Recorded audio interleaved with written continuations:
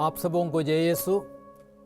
आत्मदर्शन TV की ओर से इस बाइबल स्टडी प्रोग्राम में मैं आप सबों का हार्दिक अभिनंदन करता हूं। इस एपिसोड में हम बारूक के ग्रंथ का अध्ययन करेंगे और बारूक के ग्रंथ के 6 अध्याय है और बारूक के ग्रंथ के अध्ययन के समय मैं 8 मुख्य बिंदुओं पर प्रकाश डालना चाहता हूं। सबसे पहले प्रस्तावना, दूसरा बारूक के ग्रंथ का लेखक, तीसरा बारूक के ग्रंथ का समय अर्थात रचना काल, चौथा बारूक के ग्रंथ में क्रिस्त, पांचवा बारूक के ग्रंथ की प्रामाणिकता, छठवां बारूक के ग्रंथ के मुख्य शब्द, आयतें और अध्याय, सातवां बारूक के ग्रंथ का सर्वेक्षण और आठवां बारूक के ग्रंथ की मुख्य शिक्षा।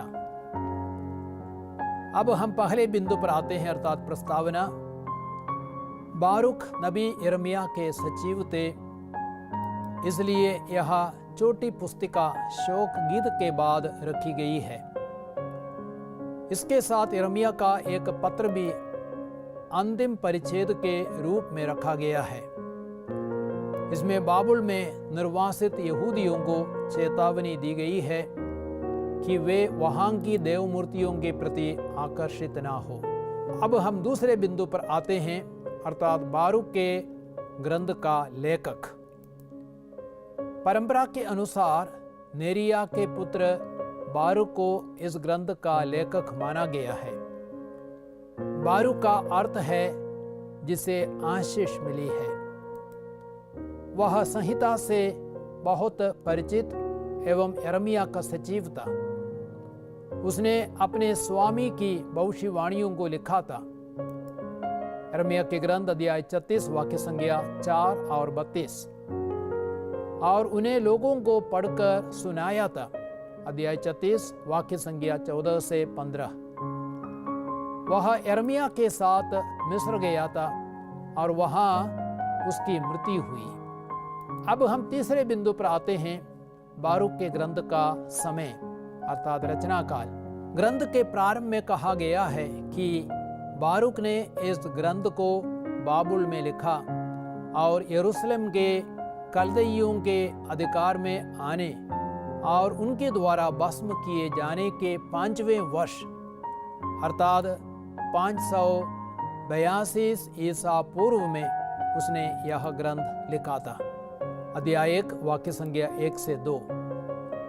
ग्रंथ इब्रानी बाइबल में शामिल नहीं किया गया है, लेकिन बहुत संभव है कि ग्रंथ की मूल रचना इब्रानी भाषा में हुई थी, लेकिन बाद में प्रवासी यहूदियों के लिए इसका यूनानी भाषा में अनुवाद किया गया। वर्तमान ग्रंथ ईसा पूर्व 2री शताब्दी में या मकाबियों के शासनकाल में या उसके तुरंत बाद फिलिस्तिया में संपादित हुआ। अब हम चौथे बिंदु पर आते हैं, बारूक के ग्रंथ में क्रिस्त। ग्रंथ में क्रिस्त के आगमन के बारे में एक स्पष्ट भविष्यवाणी हमें मिलती है। लिखा गया है, इस पर प्रज्ञा पृथ्वी पर प्रकट हुई और उसने मनुष्यों के बीच निवास किया। अध्याय 3 वाक्य संख्या 38। ये कथन संत योहन के सुसमाचार के एक पद से मिलता है अर्थात शब्द ने शरीर धारण कर हमारे बीच में निवास किया। हमने उसकी महिमा देखी है, वह पिता के एकलौते की महिमा जैसी है, अनुग्रह और सत्य से परिपूर्ण। योहन का सुसमाचार अध्याय 1 वाक्य संख्या 14। संत थॉमस एक्विनस बारूक के अध्याय 3 38 का उदाहरण देता है, यह दर्शाने के लिए कि ईश्वर के पुत्र ने अपने को पृथ्वी पर प्रकट करने के लिए मनुष्य का रूप एवं स्वभाव धारण किया। सुम्मा थियोलॉजिए अध्याय 3 पैराग्राफ 44। अब हम 5वें बिंदु पर आते हैं, बारूक के ग्रंथ की प्रामाणिकता। यह ग्रंथ इब्रानी बाइबल में नहीं पाया जाता है। यहूदी शास्त्रियों ने उन ग्रंथों को स्वीकार किया जो इब्रानी भाषा में लिखे गए थे। उस समय बारूक का ग्रंथ केवल यूनानी अनुवाद में प्रचलित था, लेकिन यह ग्रंथ यूनानी बाइबल अर्थात सप्तुअजिंत में शामिल किया गया है।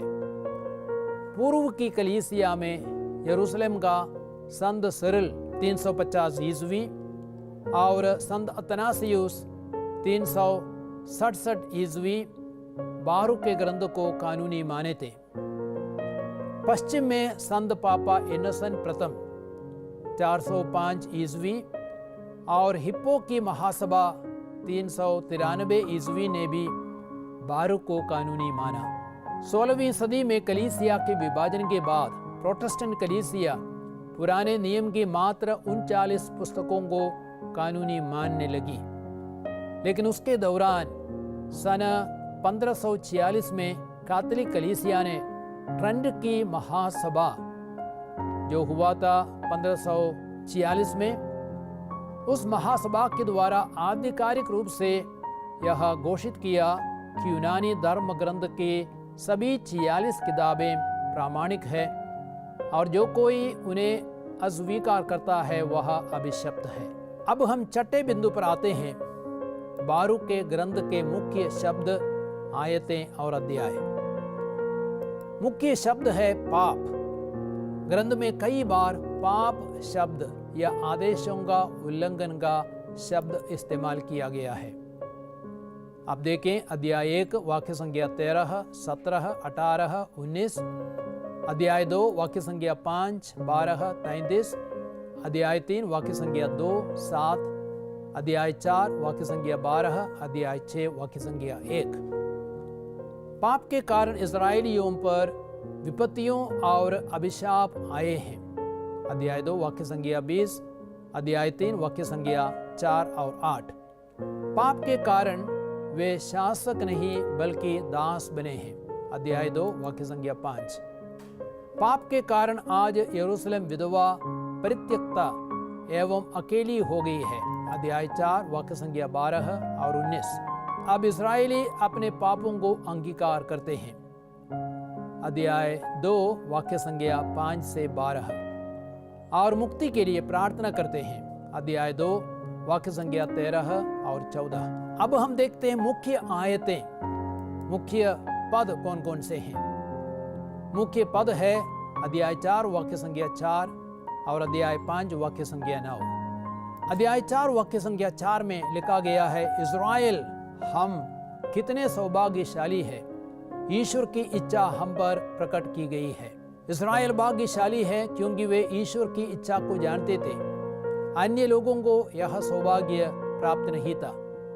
आज हम क्रिस्तीय विश्वासी सौभाग्यशाली है क्योंकि हम ईसा मसीह एवं धर्म ग्रंथ के द्वारा ईश्वर की इच्छा और योजना को जानते हैं।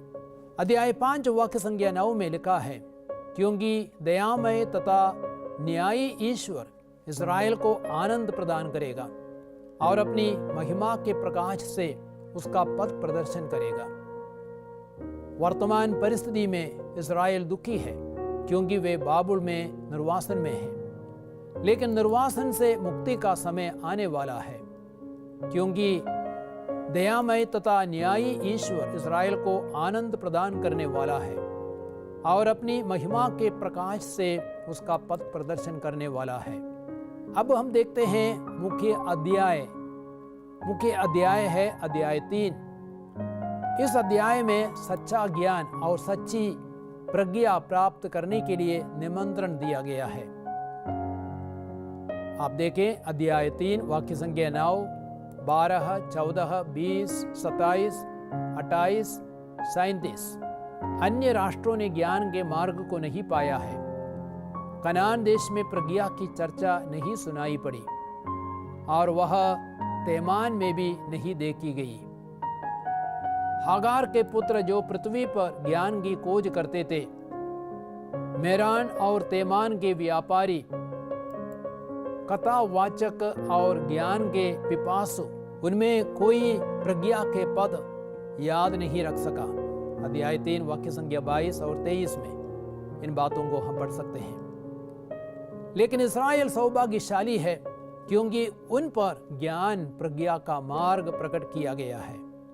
उसने ज्ञान के सभी मार्ग का पता लगाया है और उसे अपने सेवक याकूब को, अपने परम प्रिय इज़राइल को बता दिया है। अध्याय 3 वाक्य संख्या 37। फिर भी दुख की बात है कि इज़राइल निर्वासन में है, क्योंकि उसने प्रज्ञा का स्रोत अर्थात सच्चे ईश्वर को त्याग दिया है। अध्याय 3 वाक्य संख्या 8 और 12। अब वे अपने पाप को अंगीकार करते हैं और उनके लिए पश्चाताप प्रकट करते हैं और मुक्ति के लिए प्रार्थना करते हैं। इज़राइल निर्वासन में है, क्योंकि उसने प्रज्ञा का स्रोत अर्थात सच्चे ईश्वर को त्याग दिया है। अध्याय 3 वाक्य संख्या 1 से 12। 7वां बिंदु है बारूक के ग्रंथ का सर्वेक्षण, A survey of the book of बारूक। ग्रंथ को 5 भागों में विभाजित किया जा सकता है।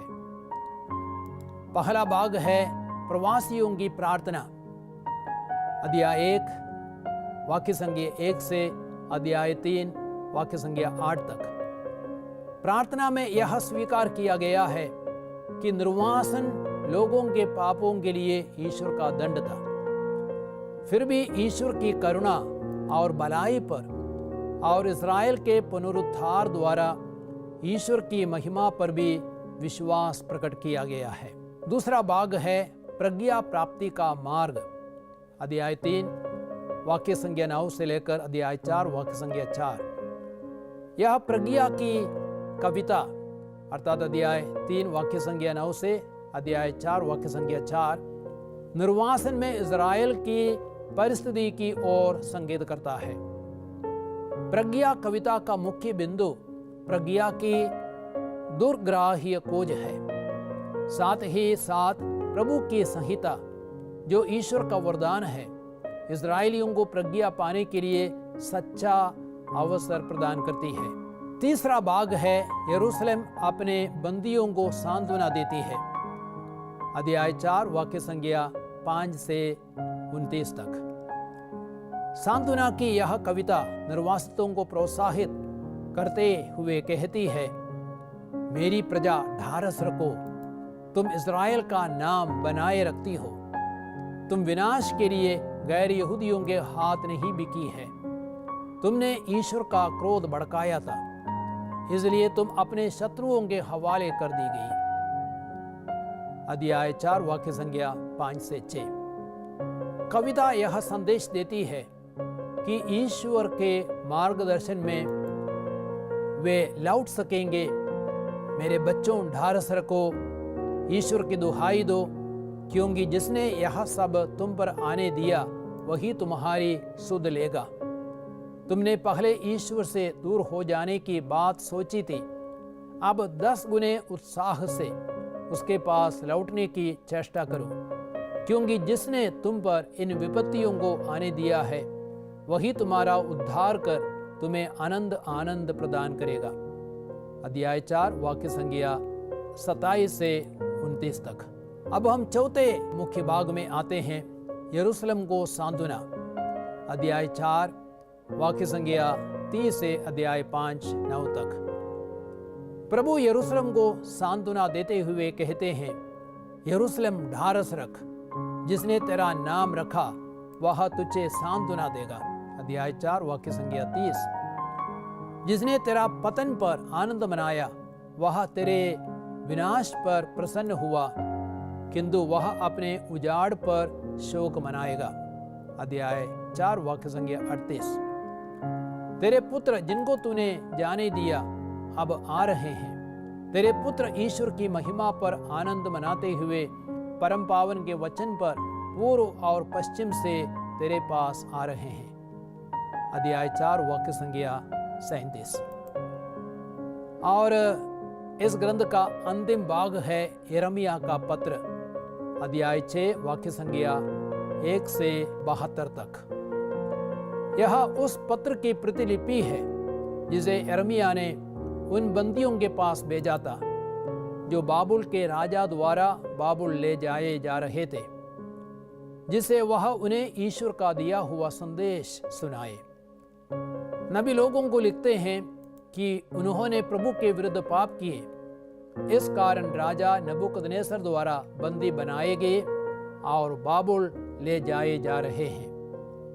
वे बाबुल में बहुत वर्षों तक रहेंगे और उसके बाद प्रभु उन्हें वहां से सकुशल लौटाएंगे।